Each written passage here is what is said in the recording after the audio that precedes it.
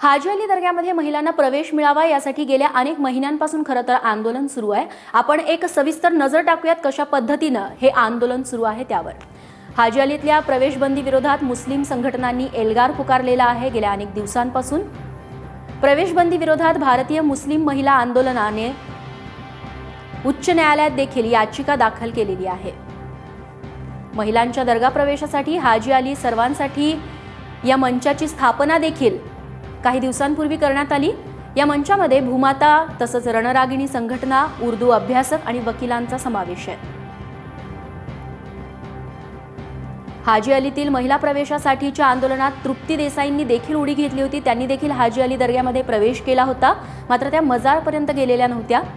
तृप्ती देसाई दर्ग्यात आल्यास चपलेचा प्रसाद देऊ अशी धमकी दिली होती हाजी अराफत शेख यांनी। तेव्हापासूनचा हा दर्गा प्रवेशाचा वाद चांगलाच गाजतोय। 12 मे रोजी तृप्ती देसाई कार्यकर्त्यांसह हाजी अली दर्ग्यात दाखल देखील झाल्या। दर्ग्यातल्या मजारवरती मात्र तृप्ती देसाईंनी प्रवेश केला नाही।